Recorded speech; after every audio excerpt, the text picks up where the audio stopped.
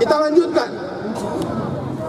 Semua keburukan di masa lalu membuat kami semakin kuat. Penzoliman harus dihentikan. Siap saudara-saudaraku? Coblos nomor? Coblos nomor? Kita akan hentikan sama-sama praktek yang sombong dari kekuasaan. Kita hentikan kalau ada kesemena-menaan karena kekuasaan. Betul? Betul. Kami paham betul bahwa amanah Edi Jimmy datang dari masyarakat. Oleh karena itu, kami bekerja hanya untuk masyarakat.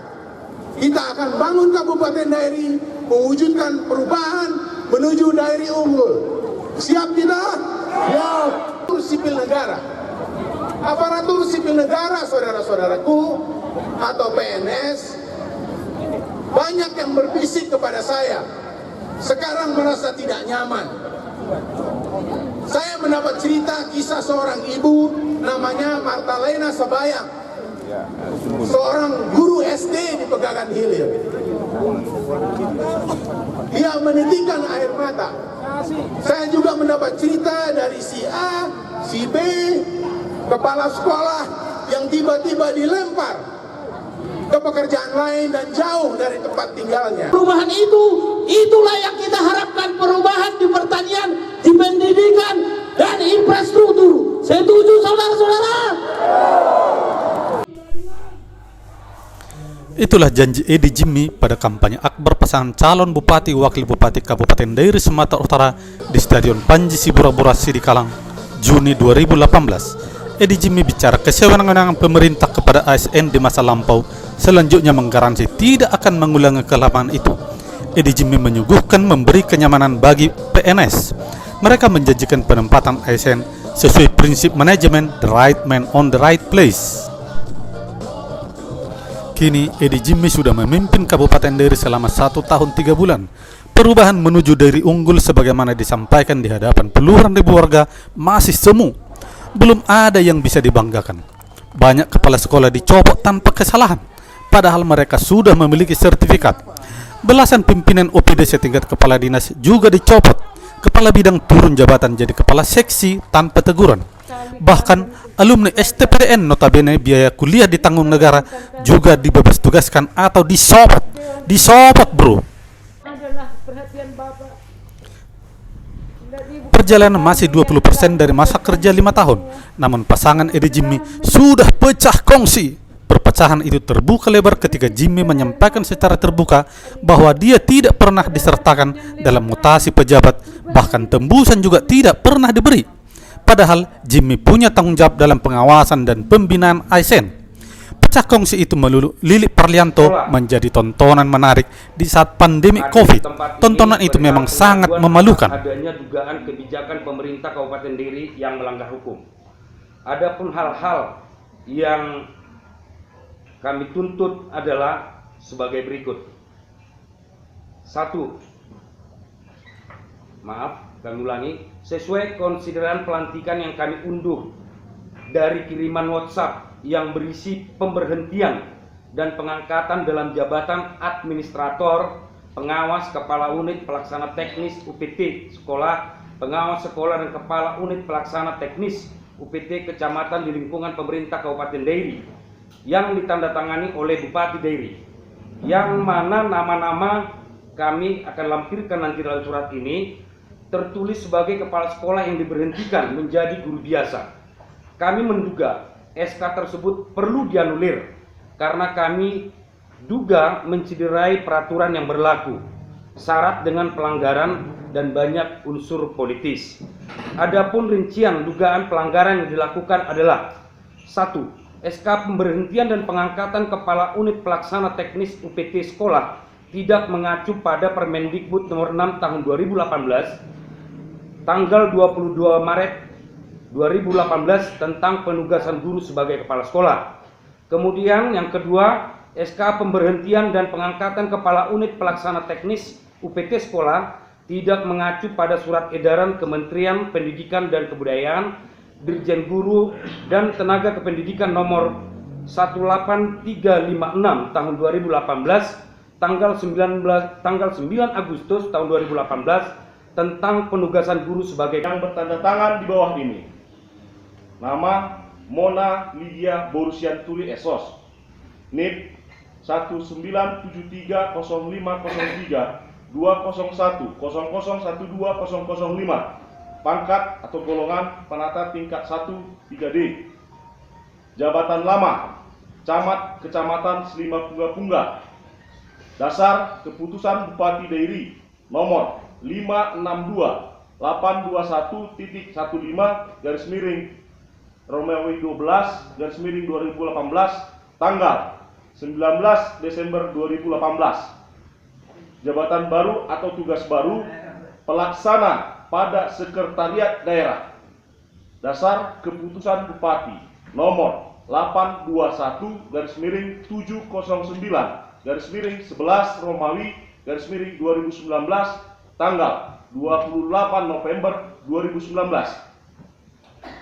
Bersama dengan surat ini, saya bermaksud untuk menyampaikan keberatan saya terhadap keputusan Bupati Dairi nomor 821/709/11 Romawi 2019 tanggal 28 November 2019 yang telah mengambil keputusan menurut saya kurang tepat dan tanpa beralasan. Bahwa untuk diketahui Bapak Pimpinan Dewan Perwakilan Rakyat Daerah Kabupaten Dairi, yang pertama, pada saat ini kami masih baru menjalani jabatan sebagai camat di Kecamatan Selima Pungga kurang dari 1 tahun atau 11 bulan. Maka jika dilakukan penilaian prestasi kerja pegawai negeri sipil sesuai aturan berlaku belum dapat dilaksanakan. Kedua, bahwa saya tidak pernah melakukan pelanggaran disiplin pegawai negeri sipil sebagaimana yang diatur oleh Peraturan Pemerintah Nomor 53 Tahun 2010. Ketiga, bahwa saya tidak pernah mendapat teguran atau peringatan baik secara lisan atau secara tertulis. 4. Tahu nggak tupoksi saya sebagai? Saya bukan dipilih ketika bupati menang, tapi kan kita sama-sama dipilih oleh masyarakat. Dia legitimasinya pun sama ya.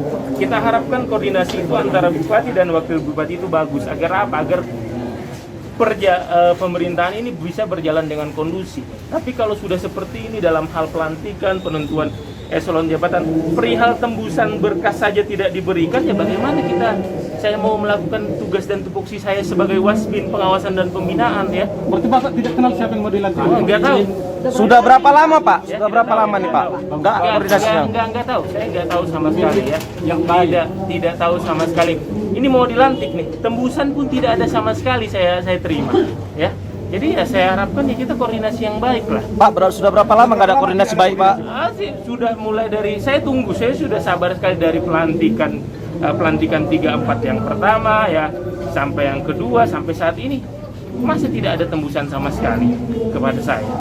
Pecah kongsi Bupati, Wakil Bupati Dairi Edi Jimmy Pak. Kalau saya sebagai masyarakat melihat ini menjadi bahan tontonan bagi masyarakat di suasana Covid.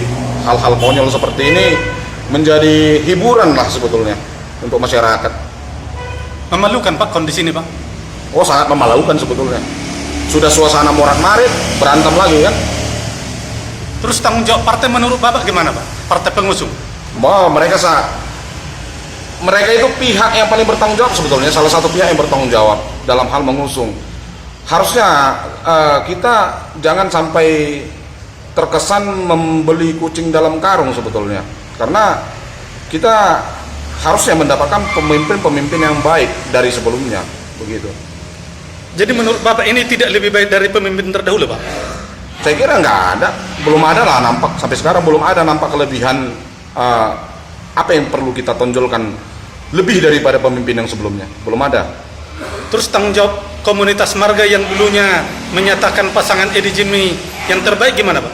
Seharusnya mereka, komunitas-komunitas marga, kawan-kawan, sebaiknya itu sebagai orang tua, mereka itu bisa ambil andil untuk membantu mengkondusifkan suasana di antara mereka sehingga pelayanan publik itu tercapai gitu. Harapan Bapak kepada Sekda Leonardo Sihotan gimana, Pak? Kepada Pak Sekda, saya berharap sebagai PNS senior di Kabupaten Dery, selayaknya beliau itu bisa berdiri mengambil jarak yang sama di antara semua pihak sehingga tidak ada terkesan keberpihakan atau kecenderungan, sehingga PNS di daerah ini lebih aman, nyaman dalam bekerja dan masyarakat terlayani dengan baik. Itu harapan kami. Terima kasih. Bapak dapat sinyal PNS kurang nyaman dengan kondisi sekarang? Sepertinya begitu. Saya dengar-dengar cerita ada beberapa kawan PNS kurang nyaman dalam arti mereka tidak artinya kurang